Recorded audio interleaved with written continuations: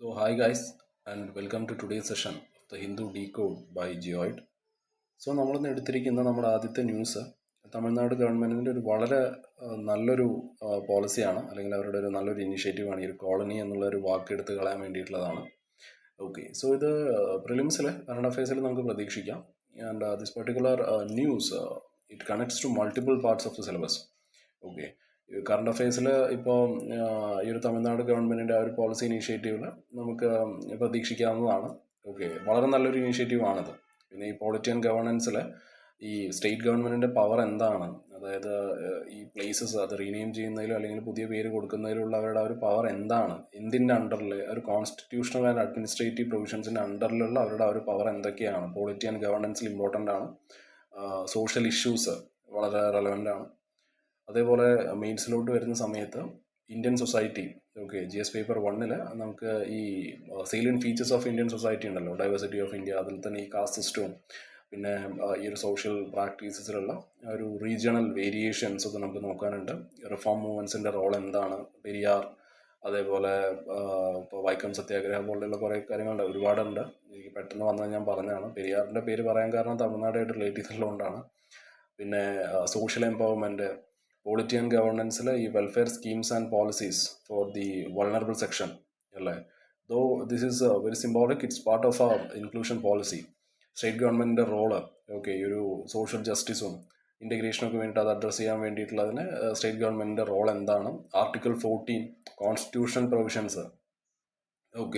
Article 14 എന്താണ്, ഇക്വാലിറ്റിയും, പിന്നെ ഈ abolition of untouchability, article 17 directive principles.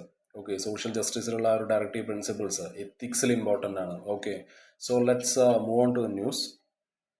നമ്മൾ Tamil Nadu they have decided to change the names of villages.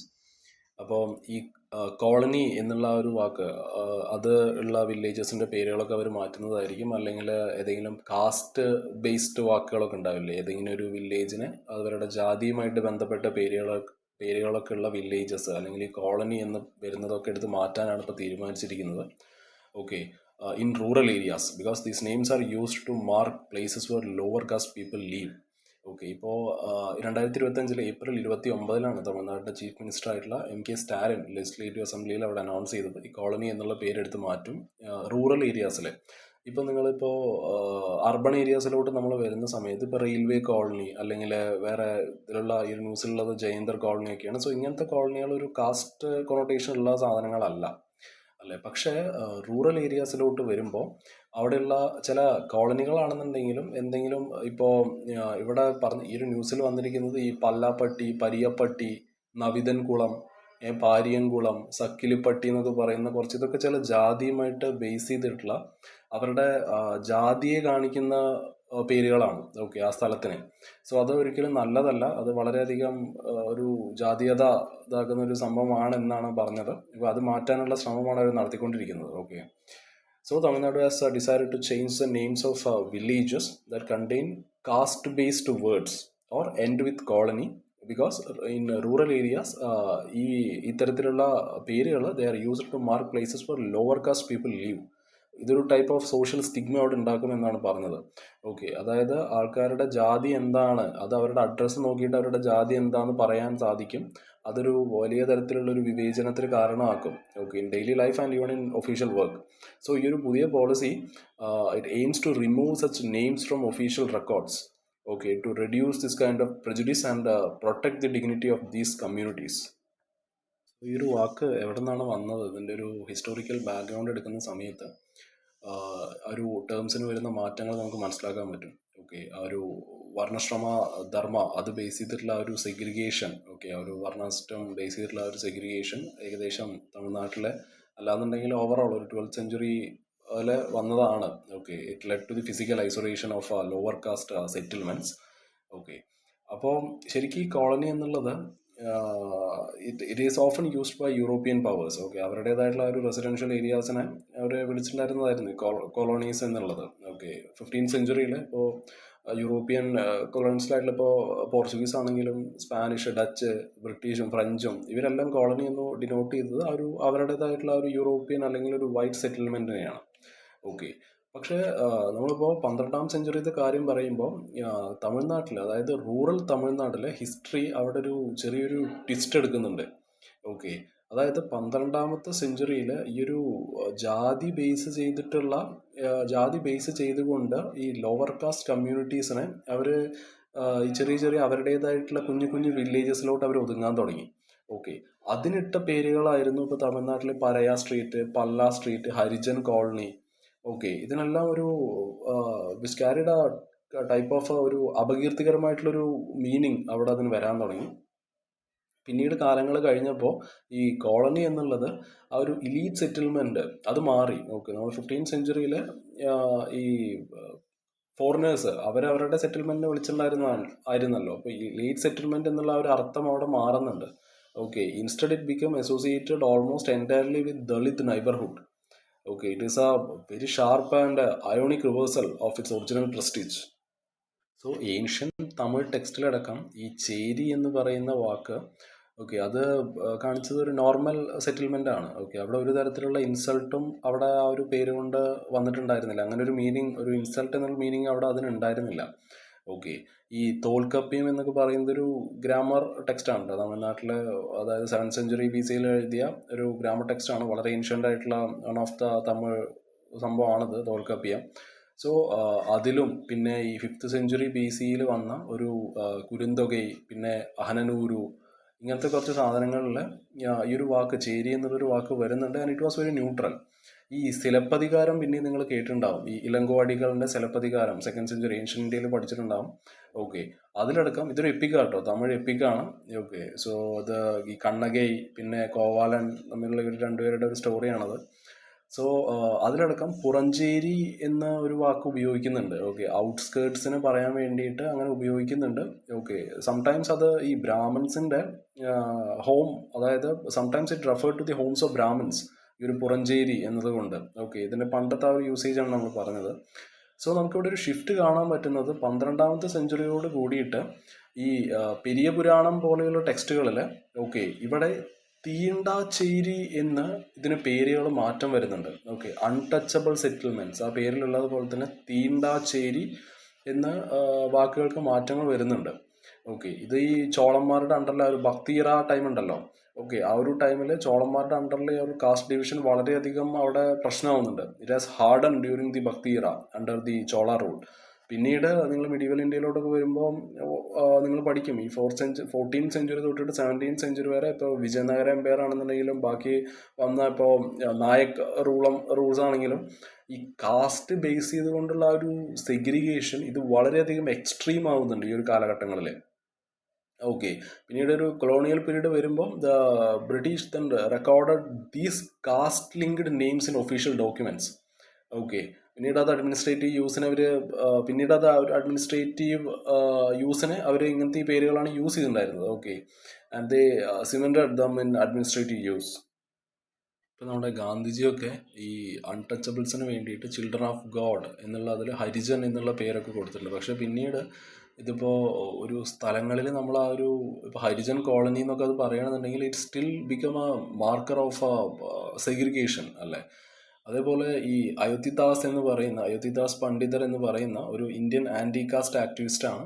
Okay, പുള്ളി ആദി ദ്രവീഡർ എന്നുള്ള ഒരു പേര് സജസ്റ്റ് ചെയ്യുന്നുണ്ട്. ഓക്കെ, ഇങ്ങനത്തെ ഈ അൺടച്ചബിൾസിന് വേണ്ടി ആദി ദ്രവീഡർ അല്ലെങ്കിൽ ഒറിജിനൽ ദ്രവീഡിയൻസ് എന്നാണ് അതുകൊണ്ട് ഉദ്ദേശിക്കുന്നത്. 1922 MC Raja use under the justice party government ഈ ഒരു പറയർ അല്ലെങ്കിൽ പഞ്ചമർ എന്നുള്ള ഈ കാസ്റ്റ് ലേബൽസ് ഇത് റിപ്ലേസ് ചെയ്തിട്ട് ആദി ദ്രവീഡിയർ എന്നാക്കുന്നുണ്ട്. ഓക്കെ, റെക്കോർഡുകളിൽ അത് ആ ഒരു ആദി ദ്രവീഡിയർ എന്നുള്ള പേരാക്കുന്നുണ്ട്, ഈ പറയർ അല്ലെങ്കിൽ പഞ്ചമർ എന്നുള്ള പേരൊക്കെ മാറ്റിയിട്ട്. ഈവൺ ഈ ആദി ദ്രവീഡർ എന്ന് പറയുന്ന ഈ ഒരു പേര് ഇത് ഇപ്പോൾ ഏതെങ്കിലും നൈബർഹുഡ് നെയിംസുമായിട്ട് നമ്മൾ അറ്റാച്ച് ചെയ്യുന്ന സമയത്ത് there also it started carrying those kind of stigma over time. ഈ പെരിയാർ പോലെയുള്ള social reformers he has also fought against such segregation. Vaikom സത്യാഗ്രഹയുടെ സമയത്ത് ഇതിനെതിരെയൊക്കെ ഈ അൺടച്ചബിലിറ്റിക്ക് എതിരെയൊക്കെ പറഞ്ഞതിന് പുള്ളിയെ പിടിച്ച് ജയിലിലിടുന്നുണ്ടല്ലേ. സോ ഈ ഒരു despite changes in the terminology ഈ ഒരു problem it still persist because ആ ഒരു സ്ഥലത്തിൻ്റെ പേര് it themselves kept acting as a caste marker. Okay. So Tamil Nadu ആ ഒരു റൂറൽ ലൊക്കാലിറ്റീസിലുള്ള ഇങ്ങനത്തെ ജാതിപരമായിട്ടുള്ള പേരുകൾ റീനെയിം ചെയ്യാൻ അവർ ഇപ്പോൾ നോക്കിക്കൊണ്ടിരിക്കുകയാണ്. ഓക്കെ, ലൈക്ക് ഈ കോളനി, ചേരി പോലുള്ള പേരുകൾ എടുത്ത് കളയുന്നതായിരിക്കും. Okay, this these all indicates the Dalit settlement. Okay, so ആ പേരുകളൊക്കെ എടുത്ത് കളയും. പുതിയ പേരുകൾ ന്യൂട്രൽ ആയിരിക്കും, പോസിറ്റീവ് ആയിരിക്കും എന്നാണ് അവർ പറഞ്ഞത്. അത് ഫ്ലവേഴ്സിനെ ബേസ് ചെയ്തിട്ടായിരിക്കും, അല്ലെങ്കിൽ പോയറ്റ്, സയൻറ്റിസ്റ്റുകളൊക്കെ ബേസ് ചെയ്തിട്ടായി ആയിരിക്കും. പൊളിറ്റിക്കൽ ലീഡേഴ്സിൻ്റെ പേരൊന്നും വെക്കില്ല എന്നാണ് പറഞ്ഞത്. പിന്നെ നമ്മൾ പറഞ്ഞ പോലെ തന്നെ അർബൺ നെയിംസ് ഉണ്ടല്ലോ, ഇപ്പോൾ സായിബാബ കോളനി, ചന്ദ്രബോസ് കോളനി എന്ന് പറയുന്ന കുറച്ച് കോളനീസ് ഉണ്ട്. ഓക്കെ, അർബൺ കോളനികളാണ്, അവരുടെ പേരൊന്നും മാറ്റില്ല. പിന്നെ ഈ വേളാച്ചേരി എന്നൊക്കെ പറയുന്ന അർബൺ ആയിട്ടുള്ള സ്ഥലങ്ങൾ, അവിടെ ഈ ഒരു പ്രശ്നമില്ല. ഇത് റൂറലിലോട്ട് വരുമ്പോഴാണ് പ്രശ്നമാവുന്നത്. ഓക്കെ, അർബണിലെ കോളനി എന്ന് പറയുന്നത് അത് ഒരു കാസ്റ്റ് കാണിക്കുന്നതല്ല. Okay, so it won't change since they don't carry any type of caste stigma. ഇതൊരു വെൽഫെയർ സ്കീം അല്ല. Okay, it is a symbolic but it is a very historic step to break the visible caste markers. ഇതിലൂടെ നമുക്ക് ആ ഒരു cast prejudice നമുക്ക് കുറയ്ക്കാൻ പറ്റും, ഒരു സോഷ്യൽ യൂണിറ്റി എൻകറേജ് ചെയ്യാൻ പറ്റും. We can promote the collective progress by removing the discrimination from official address. നമുക്ക് നമ്മുടെ നെക്സ്റ്റ് ന്യൂസിലോട്ട് പോവാം. സോ തെലങ്കാനയിലെ കാളേശ്വരം പ്രൊജക്റ്റിനെ കുറിച്ചിട്ടുള്ളൊരു ന്യൂസാണ്. സോ ഇത് പ്രിലിംസിൽ ഇക്കണോമിക് ആൻഡ് സോഷ്യൽ ഡെവലപ്മെൻറ്റിൽ ഇമ്പോർട്ടൻ്റ് ആണ്, കറണ്ട് അഫയേഴ്സിൽ നമുക്ക് പ്രതീക്ഷിക്കാം. ഓക്കെ, പ്രിലിംസിൽ. മെയിൻസിലാണെന്നുണ്ടെങ്കിൽ മേജർ ഈ പ്രത്യേകിച്ച് ഒരു ഡാം ആയതുകൊണ്ട് തന്നെ, അല്ലെങ്കിൽ ഒരു ഹൈഡ്രോ പ്രൊജക്റ്റ് ആയതുകൊണ്ട് തന്നെ ഈ major crops and cropping patterns in various part of the country. Okay, GS paper 3 ഇങ്ങനത്തെ ഈ സാധനങ്ങളൊക്കെ വരുന്നത് അതിലാണ്. ഈ ടൈപ്സ് ഓഫ് ഇറിഗേഷൻ സിസ്റ്റം, അതുമായിട്ടുള്ള storage. Okay, the transport and marketing of agricultural produce, issues and related constraints related to that, e-technology in the aid of farmers and all. So ഇതെല്ലാം വരുന്നത് general studies paper 3 okay, so മെയിൻസിലും വളരെയധികം important ആയിട്ടുള്ളൊരു ടോപ്പിക്കാണിത്. So ഈ ഒരു Kaleeswaram lift irrigation project എന്നുള്ളത് തെലങ്കാനയിലെ വളരെ വലിയൊരു ഹ്യൂജ് വാട്ടർ പ്രോജക്റ്റാണ്, ഗോദാവരി റിവറിലുള്ളത്. ഓക്കെ, സോ ഇതൊരു വളരെ വലിയൊരു it is a giant system of pumps, reservoirs and canals. Okay, അതിനെ it can move and store water. Different വേസിൽ നമുക്കത് യൂസ് ചെയ്യാൻ പറ്റും. ഇറിഗേഷന് യൂസ് ചെയ്യാം, ഡ്രിങ്കിങ് വാട്ടറിന് യൂസ് ചെയ്യാം. ഓക്കെ, വളരെ വലിയ സ്റ്റോറേജ് കപ്പാസിറ്റിയാണ് അതിനുള്ളത്. ഇപ്പോൾ ഇറിഗേഷൻ്റെ കാര്യം എടുക്കുകയാണെന്നുണ്ടെങ്കിൽ ഫാമുകൾക്കൊക്കെ വെള്ളത്തിന് വേണ്ടി ഇത് യൂസ് ചെയ്യാം. ഓക്കെ, സോ ഈ ഒരു കണക്ക് പ്രകാരം ഈ ഒരു ഡാമിലുള്ള വെള്ളം, അല്ലെങ്കിൽ ഈ ഒരു വാട്ടർ പ്രോജക്റ്റിലുള്ള വെള്ളത്തിലൂടെ നമുക്ക് we can irrigate nearly 16 lakh acres. Okay, in 13 district. Okay, 13 ജില്ലകളിലെ 16 ലക്ഷം ഏക്കേഴ്സ് വരെ ഇറിഗേറ്റ് ചെയ്യാൻ പറ്റുന്ന വെള്ളം നമുക്ക് കിട്ടും. പിന്നെ ഹൈദരാബാദ് സിറ്റിയൊക്കെ അവിടേക്കൊക്കെയുള്ള ഒരു ഡ്രിങ്കിങ് വാട്ടറായിട്ട് നമുക്ക് ഇതിനെ, അതായത് അതിൽ വളരെയധികം ഹെൽപ്ഫുൾ ആയിരിക്കും. ഓക്കെ, ഹൈദരാബാദ് സിറ്റിയിലെ ഡ്രിങ്കിങ് വാട്ടറിനും പിന്നെ അതിൻ്റെ അടുത്തുള്ള വില്ലേജസിനും പിന്നെ അവിടെയുള്ള ചില ഇൻഡസ്ട്രീസിനൊക്കെ വളരെയധികം ഹെൽപ്ഫുൾ ആയിട്ടുള്ളൊരു പ്രൊജക്റ്റ് ആയിരിക്കും. ഇതിൻ്റെ സ്റ്റോറേജ് കപ്പാസിറ്റി ഏകദേശം 240,000 million cubic feet ആണ്. ഓക്കെ, 240 TMC feet ആണ്. TMC എന്നുള്ളതാണ് ഈ ഒരു 1000 million cubic feet ആണ്. ഓക്കെ, സോ അപ്പോൾ ഇപ്പോൾ ഏകദേശം ഒരു 169 TMC ഫീറ്റ് ഫാമുകൾക്കും, 30 TMC ഹൈദരാബാദ് ഡ്രിങ്കിങ് വാട്ടറിനും, ഒരു 16 TMC ഇൻഡസ്ട്രീസിനും, പിന്നെ ബാക്കി പല വഴിക്കും 10 TMC വില്ലേജുകൾക്ക് മാത്രമായിട്ട് ഇങ്ങനെ സെഗ്രിഗേറ്റ് ചെയ്തിട്ട് യൂസ് ചെയ്യാം. ഓക്കെ, സോ ഇതൊരു മൾട്ടി സ്റ്റേജ് പ്രൊജക്റ്റാണ്. ബിക്കോസ് ആ ഒരു water it has to be lifted in steps to higher ground before it can be distributed. Okay, so it is also called a multi-stage. So ഈ ഒരു Kaleeswaram lift irrigation project ഇത് work ചെയ്യണമെന്നുണ്ടെങ്കിൽ ചെറിയ ചെറിയ ഡാമുകൾ വേണം. ഓക്കെ, ഇൻ ദി ഗോദാവരി റിവറിൽ നമ്മളൊരു ചെറിയ ഒരു സീരീസ് ഓഫ് ബാരേജസ്, അല്ലെങ്കിൽ ചെറിയ ഡാമുകൾ ആവശ്യമുണ്ട്. ഈ Medigadda, I don't know well I spell this names right. Okay, ക്ഷമിക്കുക, തന്നെയാണെന്നാണ് എൻ്റെ ഒരു വിശ്വാസം. ഒരു പ്രൊണൗൺസിയേഷൻ പ്രശ്നമാണ്. മെഡിഗഡ, സുണ്ടില്ല, അന്നാരം പ്ലസ് രാമഡുഗു, ഇങ്ങനത്തെ ഈ സ്ഥലങ്ങളാണ് വാട്ടർ സ്റ്റോർ ചെയ്യുന്നത്. പിന്നെ അവരായിരിക്കും ആ ഒരു വാട്ടർ ഡൈവേർട്ട് ചെയ്യുന്നത്. സോ ഇതിന്ന് from these water is carried through an enormous 1800+ kilometre canal network. Okay, so ഈ ഒരു കനാൽ നെറ്റ്വർക്ക് ആയിരിക്കും ഈ ഫാമുകളെയും സിറ്റീസിനെയും ഇൻഡസ്ട്രീസിനെയും ഒക്കെ കണക്ട് ചെയ്യുന്നത്. ഇതിൽ ഏകദേശം പ്ലാൻ ചെയ്ത കോസ്റ്റ് 71,000 കോടിയാണ്. ലേറ്റർ അതിനൊരു 1 lakh crores അത് വേണമെന്ന് പറഞ്ഞിട്ടുണ്ട്. And it still needs more fund to finish the project. Basically വലിയ ഡാമും ലോങ് കനാൽസും വലിയ ടൈപ്പ് ഇൻവെസ്റ്റ്മെന്റ് ഉണ്ടെങ്കിലാണ് ഈ ഫാമുകൾക്കും സിറ്റീസിലോട്ടും വെള്ളം എത്തുള്ളൂ. ഇതിൻ്റെ ഒറിജിനൽ പ്ലാൻ എങ്ങനെയായിരുന്നു എന്ന് പറഞ്ഞാൽ, നമ്മൾ പറഞ്ഞല്ലോ ഒരുപാട് ഡാമുകൾ കെട്ടണം എന്ന്. അപ്പോൾ ഇതിൻ്റെ ഒരു മെയിൻ ബാരേജ് തുമിതി ഹട്ടി എന്ന് പറയുന്ന ഒരു സ്ഥലത്ത് വെക്കാനാണ് ഇവർ പ്ലാൻ ചെയ്തത്. അതിന് ഈ സെൻട്രൽ വാട്ടർ കമ്മീഷൻ്റെ ക്ലിയറൻസ് ഒക്കെ കിട്ടിയിരുന്നു. Okay, for 200 TMC feet water store ചെയ്യാൻ വേണ്ടിയിട്ടുള്ള ഒരു ക്ലിയറൻസും കാര്യങ്ങളൊക്കെ അവർക്ക് കിട്ടിയിട്ടുണ്ടായിരുന്നു. പിന്നീട് ആ ഒരു ലൊക്കേഷൻ അവർ ഷിഫ്റ്റ് ചെയ്തു, ഈ ഒരു മിഡിഗഡ എന്ന് പറയുന്ന ഒരു സ്ഥലത്തേക്ക് ഷിഫ്റ്റ് ചെയ്തു. ഇതൊക്കെയാണ് ഇവിടെ ഈ ഒരു ഇതിലോട്ട് ബന്ധപ്പെട്ട പ്രശ്നങ്ങൾ ഇതൊക്കെയാണ്. ഓക്കെ, അതാണ് അവിടുത്തെ കോൺട്രവേഴ്സീസ് ഇതൊക്കെയാണ്. ആ ഒരു ലൊക്കേഷൻ ഈ ഒരു തുമിതിഹട്ടിയിൽ നിന്നും മെഡിഗഡ എന്ന് പറയുന്ന സ്ഥലത്തോട്ട് അത് മാറ്റി. ക്രിട്ടിക്സ് പറയുന്നത് ഇതിനൊരു വളരെ സ്ട്രോങ് ആയിട്ടുള്ള റീസൺ ഒന്നും ഇല്ല ഈ സംഭവം മാറ്റുന്നതിന്. പക്ഷേ ചില എഞ്ചിനീയറിംഗ് ഇഷ്യൂസ് വരുന്നുണ്ട്. ഓക്കെ, ഈ ഒരു വളരെ വീക്കായിട്ടുള്ള ഫൗണ്ടേഷൻസ് ആണ് അവർ പറഞ്ഞത്. ഓക്കെ, വളരെ വീക്കായിട്ടുള്ള ഫൗണ്ടേഷൻ ആയിരുന്നു അവിടെ ഉണ്ടായിരുന്നത്. പിന്നെ അതിൻ്റെ റിസൾട്ടായിട്ട് തന്നെ അവിടെ ഉണ്ടായിരുന്ന ചില ഈ സുണ്ടില Pierce, it sank. Annaram and Sundila developed cracks. Okay, because too much water was stored and it was going against the expert advice. Okay, so അങ്ങനെ കുറച്ച് ക്രാക്കുകളും കാര്യങ്ങളൊക്കെ അവിടെ വരാൻ തുടങ്ങി. ഓക്കെ, ആ ഒരു ഡാമുകൾ ഒരു കെട്ടിപ്പൊക്കി ചെറിയ ചെറിയ ഡാമുകളുടെ അവിടെ ചെറിയ ഈ ക്രാക്കുകളും കാര്യങ്ങളൊക്കെ വരാൻ തുടങ്ങി. അത് എക്സ്പേർട്ട് അഡ്വൈസ് ചെയ്തതിനെതിരായിരുന്നു. ഓക്കെ, അങ്ങനെയാണ് ഇവർ ചെയ്തത്. അതുകൊണ്ടാണ് ഈ ഒരു ലൊക്കേഷൻ ഷിഫ്റ്റ് ചെയ്യാൻ മെയിനായിട്ടുള്ള കാര്യം എന്നാണ് പറഞ്ഞത്. ഇതിനു മുമ്പ് ഈ തുമിതിഹട്ടി എന്ന് പറയുന്ന സ്ഥലത്ത് പ്രാണഹിത ചെവല്ല സുജല സ്രവന്തി എന്ന് പറയുന്ന ഒരു 11,000 കോടിയുടെ ഒരു പ്രോജക്റ്റ് ഇവർ തുടങ്ങിയിട്ട് അത് ഫിനിഷ് ചെയ്യാണ്ട് അവിടെ ഇട്ടിട്ട് പോയിട്ടുണ്ട് ഗവൺമെൻറ്. സോ ഇവിടെ ഗവർണൻസിൻ്റെ കൺസേൺ എന്താണെന്ന് പറഞ്ഞാൽ the decision to shift location eligibility it has taken only by the CM without the cabinet approval. അതാണ് ഇവിടുത്തെ മെയിനായിട്ടുള്ള ഒരു പ്രശ്നം ഇവിടെ വന്നത്. സോ ഇപ്പോൾ അവിടെയുള്ള ഗവൺമെൻറ്റിന് മുമ്പ് അവിടെ ഉണ്ടായിരുന്ന ഗവൺമെൻറ്റിൻ്റെ ആ ഒരു ഫോമർ മിനിസ്റ്റർ ആയിട്ടുള്ള ടി ഹരീഷ് റാവു പറഞ്ഞത് ഈ ഒരു പ്രൊജക്റ്റിന് വേണ്ട എല്ലാ നെസസറി ക്ലിയറൻസും കിട്ടിയതാണ്. സെൻട്രൽ വാട്ടർ കമ്മീഷൻ്റെ അടക്കം ഉള്ള എല്ലാ തരത്തിലുള്ള അതായത് ക്ലിയറൻസും കാര്യങ്ങളൊക്കെ കിട്ടിയതാണ്. ആൻഡ് പുള്ളി പറഞ്ഞത് it had the cabinet approval and assembly ratification and all. പക്ഷെ with the CM giving a detailed presentation to legislators. Okay, ഇത് ആ മുമ്പുള്ള ഇപ്പോഴുള്ള ഗവൺമെൻറ് അല്ല, ഇതിന് മുമ്പുള്ള ഗവൺമെൻറ് ഇതെല്ലാം സെറ്റ് ചെയ്തതാണ്. വേറൊരു പ്രശ്നം അവിടെ ഉണ്ടായിരുന്നില്ല. അവർ പറഞ്ഞത് ഇപ്പോൾ ഉള്ള കറണ്ട് ഗവൺമെൻറ് ഒരു സർട്ടീൻ ക്യാബിനറ്റ് ഡോക്യുമെൻറ്റ്സ് അവർ ഒളിപ്പിച്ച് വയ്ക്കാൻ നോക്കുകയാണ്. Okay, related to the approval. So അതാണ് അവിടെയുള്ള ഒരു allegation. It is a counter allegation here. So ഇതാണ് ഈ ഒരു ന്യൂസ്. നമുക്ക് നമ്മുടെ നെക്സ്റ്റ് ന്യൂസിലോട്ട് പോവാം. Which is what are the new rules on chemically contaminated site. So ഇത് പ്രിലിംസിൽ ഈ എൻവയോൺമെൻറ്റ് എക്കോളജി ആ ഒരു അതായിട്ട് റിലേറ്റ് ചെയ്തിട്ടുള്ള ഒരു general issues on environment ecology എന്നുള്ളൊരു ഹെഡിൽ നമുക്ക് പ്രതീക്ഷിക്കാം. ഓക്കെ, പിന്നെ also it effects the biodiversity and climate change and all അല്ലേ. സോ എൻവയോൺമെൻറ്റിൻ്റെ ആ ഒരു അണ്ടറിൽ വളരെയധികം ഇമ്പോർട്ടൻ്റ് ആണ്. പിന്നെ GS പേപ്പർ 3 ഓക്കെ, അവർ കൺസർവേഷൻ, എൻവയോൺമെൻറ്റ് പൊല്യൂഷനും ഡീഗ്രഡേഷനും എൻവയോൺമെൻറ്റൽ ഇമ്പാക്റ്റ് അസസ്മെൻറ്റും കാര്യങ്ങളൊക്കെ വരുന്നത് GS പേപ്പർ 3 ഓക്കെ, സോ അതിൽ വളരെ ഇമ്പോർട്ടൻ്റ് ആണ്. സോ ഈ ഒരു ഹാംഫുൾ കെമിക്കൽസ് കാരണം ഈ പൊല്യൂട്ടഡ് ആവുന്ന ലാൻഡും വാട്ടേഴ്സ്, ലാൻഡ് ബോഡീസും വാട്ടർ ബോഡീസും അതുമായിട്ട് റിലേറ്റ് ചെയ്തിട്ട് നമുക്ക് ഡീൽ ചെയ്യാൻ വേണ്ടിയിട്ട് ഗവൺമെൻറ്റിന് ഒരു കറക്റ്റായിട്ടുള്ളൊരു റൂൾസ് ഉണ്ടായിരുന്നില്ല. പക്ഷേ we have made the new rules in 2025 to deal with the land and water areas polluted by the harmful chemicals. So ഞാൻ പറഞ്ഞ പോലെ തന്നെ മുമ്പ് ഒരു ഫിക്സ്ഡ് ആയിട്ടുള്ള ഒരു ലീഗൽ പ്രോസസ്സിന് ഉണ്ടായിരുന്നില്ല. ഈ ഒരു ഇങ്ങനത്തെ ഈ പൊല്യൂട്ടഡ് ആയിട്ടുള്ള സ്ഥലങ്ങൾ ക്ലീൻ ചെയ്യാൻ വേണ്ടിയിട്ട് ഒരു ഫിക്സഡ് ലീഗൽ പ്രോസസ്സ് ഉണ്ടായിരുന്നില്ല. ഒരു കേസ് ബൈ കേസ് ആയിരുന്നു ഇത് ഹാൻഡിൽ ചെയ്തുകൊണ്ടിരുന്നത്. പക്ഷേ ഇപ്പോൾ ഒരു പ്രോപ്പർ ആയിട്ടുള്ള ലോ ഉണ്ട്. Okay, but there is a proper law now. There is a proper law that says how these contaminated sites should be identified, managed and cleaned up.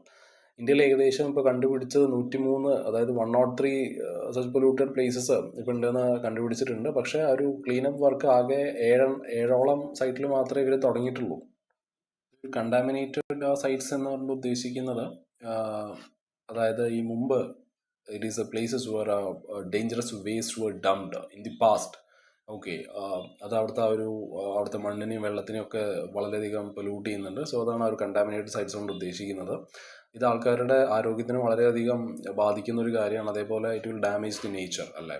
ഇപ്പോൾ പണ്ടൊക്കെ തൂർത്തിട്ട സ്ഥലങ്ങളൊക്കെ ഉണ്ടാവുമല്ലോ. ഓക്കെ, അതൊന്നും ഉപയോഗിക്കാണ്ട് കിടന്നിട്ട് അവിടെ ആൾക്കാർ ഈ വേസ്റ്റ് കൊണ്ടിടും. അതേപോലെ ഒരു കെമിക്കൽ സ്റ്റോറേജ് ഏരിയാസൊക്കെ ആയിട്ട് യൂസ് ചെയ്യുന്നുണ്ടാവാം. ചില സ്ഥലത്ത് ആക്സിഡൻ്റ് ഒക്കെ നടന്ന സ്ഥലങ്ങളിൽ അല്ലെങ്കിൽ വല്ല സ്പിൽസ് നടന്ന സ്ഥലങ്ങളൊക്കെ അതവിടെ അവരുടെ ആവശ്യം കഴിഞ്ഞിട്ട് അതവിടെ ഇട്ടിട്ട് പോയിരിക്കുകയാണ്.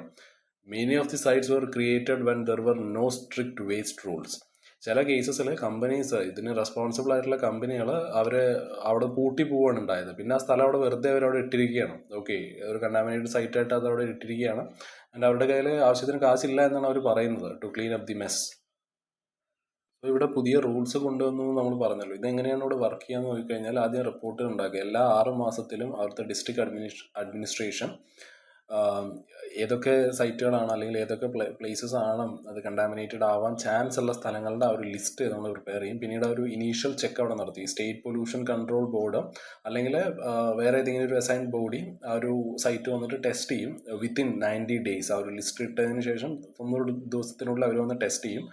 വളരെ ഡീറ്റെയിൽഡ് ആയിട്ടുള്ള സർവേ അവിടെ വേണമെന്നുണ്ടെങ്കിൽ they do A deeper study in the next 90 days. Okay, if needed. പിന്നെ ടെസ്റ്റിംഗ് ആണ്. ഏകദേശം 189 അതായത് 189 ഹസാർഡിയസ് കെമിക്കൽസ് ആ ഒരു ഈ ഒരു എക്സിസ്റ്റിംഗ് വേസ്റ്റ് റൂൾസിൽ ലിസ്റ്റ് ചെയ്തിട്ടുള്ള എത്രത്തോളം സബ്സ്റ്റൻസസ് അവിടെ ഉണ്ടോ എന്ന് അവർ ടെസ്റ്റ് ചെയ്യും. ഓക്കെ, അത് അൺസേഫ് ആണെന്ന് കണ്ടു കഴിഞ്ഞാൽ if the place is unsafe, ആ ഒരു സൈറ്റിൻ്റെ location it will be made public. അവിടേക്കുള്ള ആ ഒരു എൻട്രി റെസ്ട്രിക്റ്റ് ചെയ്യുന്നതായിരിക്കും. പിന്നെ ആ ഒരു cleanup plan it will be prepared. ഇവിടെ ആരാണ് ഇതിന് വേണ്ട ചിലവ് കൊടുക്കുന്നത് അല്ലെങ്കിൽ ആ ഒരു പണിഷ്മെൻ്റ് ആർക്കാണ് കിട്ടുക നോക്കിക്കഴിഞ്ഞാൽ ആ ഒരു പൊല്യൂട്ടർ, അവിടെ ആരാണോ ആ സംഭവം പൊല്യൂട്ട് ചെയ്തത് he will pay for the cleanup. അപ്പോൾ ആ പൊല്യൂട്ടർക്ക് അത് പൊല്യൂട്ടർ കണ്ടുപിടിക്കാൻ പറ്റിയില്ല, അല്ലാന്നുണ്ടെങ്കിൽ ആ ഒരു പൊല്യൂട്ടർ ആൾക്കത് പൈസ കൊടുക്കാനില്ല എന്നുണ്ടെങ്കിൽ government they will step in. Okay, central ആവാം സ്റ്റേറ്റ് ഗവൺമെൻറ് ആവാം, ദേ വിൽ സ്റ്റെപ്പ് ഇൻ.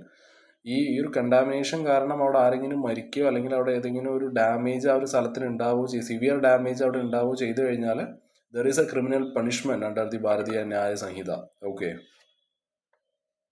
ഈ റൂൾസ് ഉണ്ടെങ്കിൽ പോലും ചില source of pollution it is not covered by this rules. ഈ റേഡിയോ ആക്റ്റീവ് വേസ്റ്റ് കൊണ്ട് വരുന്ന പൊല്യൂഷൻ അല്ലെങ്കിൽ മൈനിങ് വേസ്റ്റിൽ വരുന്ന പൊല്യൂഷൻ, ഓയിൽ സ്പിൽസ്, കടലിലൊക്കെ ഉണ്ടാകുന്ന ഈ ഓയിൽ സ്പിൽസ് അല്ലെങ്കിൽ ഗാർബേജ്, മുനിസിപ്പൽ ഡംപ് യാർഡിലെ ഗാർബേജ് കൊണ്ടുവരുന്ന പൊല്യൂഷൻ, ഇതൊന്നും ഈ ഒരു പെർട്ടിക്കുലർ ലോൺ അണ്ടറിൽ ഇത് കവർ ആവില്ല. Because there are already handled under other laws. ഇവിടെ അതായത് വളരെ വലിയൊരു ഗ്യാപ്പ് നമുക്ക് കാണാൻ പറ്റും in the rules. Okay, we can see a big gap in the rules. It is that they don't set any time limit. Okay, അതായത് എത്രത്തോളം പെട്ടെന്നായിരിക്കും ഒരു കണ്ടാമിനേറ്റഡ് സൈറ്റ് അത് ക്ലീൻ ചെയ്യുക അല്ലെങ്കിൽ അത് റീസ്റ്റോർ ചെയ്യുക അല്ലെങ്കിൽ അത് ഐഡൻറ്റിഫൈ ചെയ്തതിന് ശേഷം ഇത് എത്രത്തോളം ഫാസ്റ്റിൽ നമുക്ക് ഈ ഒരു സാധനത്തിന് റീസ്റ്റോർ ചെയ്യാൻ പറ്റും, ക്ലീൻ ചെയ്യാൻ പറ്റും എന്നുള്ള കറക്റ്റായിട്ടുള്ളൊരു ടൈം ലിമിറ്റ് ഒന്നും പറയുന്നില്ല. ഓക്കെ, അതാണ് ഇവിടെ ഏറ്റവും വലിയൊരു പ്രശ്നം എന്നുള്ളത്. അതാണ്, അത് മനസ്സിലാക്കി വെക്കുക. Okay, it is a very big gap in the rules. It is that they don't set any time limit for how quickly a contaminated site must be cleaned and restored after it's identified. So we'll move on to the next news. So India Asian trade relate ചെയ്തിട്ടുള്ളൊരു ന്യൂസാണ്. ASEAN എന്നത് ആ ഒരു the association of south east Asian നേഷൻസിൻ്റെയാണ്. 10 member കൺട്രീസാണ് അതിലുള്ളത്. ഈ Brunei, Cambodia, Indonesia, Laos, Malaysia, Myanmar, Philippine, Singapore, Thailand, Vietnam, ഇങ്ങനെ 10ഓളം രാജ്യങ്ങളാണ് റെപ്രസെൻറ്റ് ചെയ്യുന്നത് ഈ ഒരു association of south east Asian nations. So ഇന്ത്യയും ഈ രാജ്യങ്ങളുടെ ഒഫീഷ്യൽസും തമ്മിലുള്ള ആ ഒരു മീറ്റിംഗ് ഈ ഒരു 11 തൊട്ടിട്ട് 14 വരെയുള്ള ഈ ഒരു ഗ്യാപ്പ് ഓഗസ്റ്റിൽ നടക്കുന്നതായിരിക്കും. ഡൽഹിയിൽ വെച്ചിട്ടായിരിക്കും നടക്കുക. ഇന്ത്യയും ഈ ഏഷ്യൻ കൺട്രീസും തമ്മിലുള്ള ആ ഒരു ട്രേഡ് എഗ്രിമെൻറ്റിലുള്ള ചില പ്രശ്നങ്ങൾ സോൾവ് ചെയ്യാൻ വേണ്ടിയിട്ടാണ് നടത്തുന്നത്. ഏകദേശം ഈ ഒരു 2025 അവസാനത്തോട് കൂടിയിട്ട് ഇത് സോൾവ് ചെയ്യണം എന്നുള്ളൊരു ഉദ്ദേശത്തോട് കൂടിയിട്ടാണ് ഇങ്ങനൊരു മീറ്റിംഗ് ഇവർ വെക്കുന്നത്. മുമ്പ് ഏകദേശം 9ഓളം മീറ്റിംഗ്സ് നടന്നിട്ടുണ്ടായിരുന്നു, പക്ഷെ അതൊന്നും അധികം സക്സസ് ആയിരുന്നില്ല. ഇവിടെയുള്ളൊരു ട്രേഡ് പ്രോബ്ലം എന്താണെന്ന് പറഞ്ഞാൽ ഈ ഏഷ്യൻ കൺട്രീസിലോട്ടുള്ള ഇന്ത്യയുടെ എക്സ്പോർട്ട് എടുക്കുന്ന സമയത്ത് it is growing very slowly. Okay, ഏകദേശം നമ്മൾ 1.7% ഒക്കെ ഇത് വളരുന്നുള്ളൂ.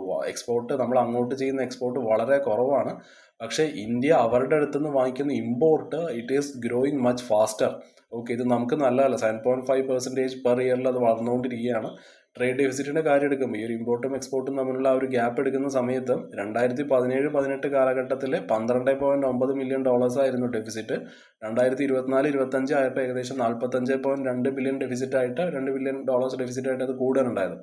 എന്തുകൊണ്ടാണ് ഇത് മാറ്റർ ചെയ്യുന്നതെന്ന് ചോദിച്ചാൽ, ഇപ്പോൾ അമേരിക്കയൊക്കെ നമ്മുടെ മേലെ വയ്ക്കുന്ന ടാരിഫ് ഉണ്ടല്ലോ, നമ്മുടെ മേലെ മാത്രമല്ല ഇവരുടെ ഈ ഏഷ്യൻ കൺട്രീസിൻ്റെ മേലെയും വെക്കുന്നുണ്ട്.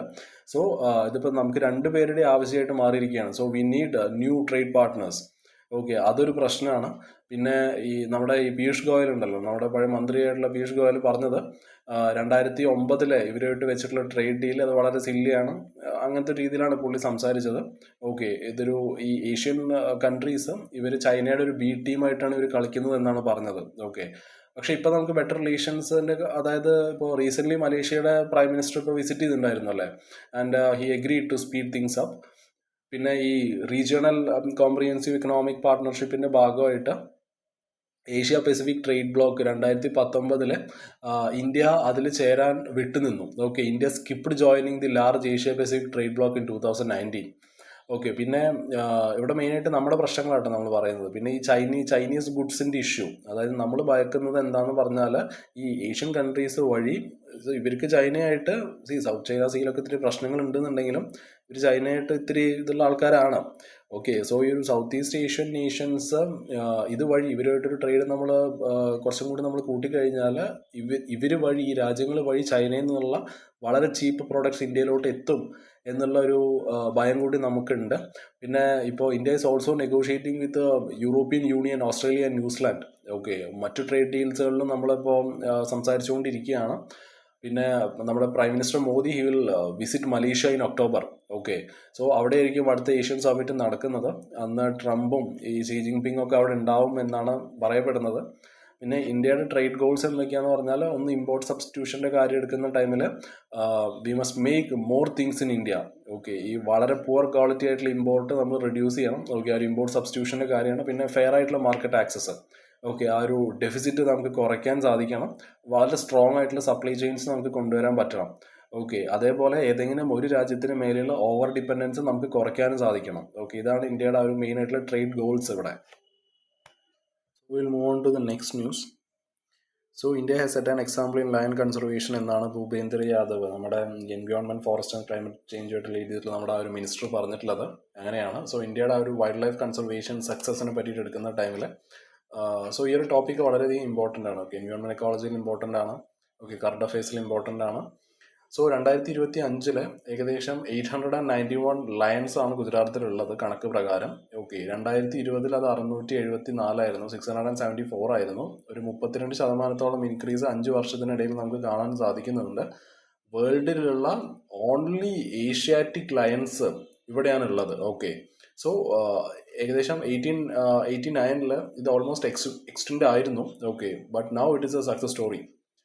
ഇവരുടെ മെയിൻ ആയിട്ടുള്ള ഹോം എന്നുള്ളത് നമ്മുടെ ഗിർ നാഷണൽ പാർക്കാണ്.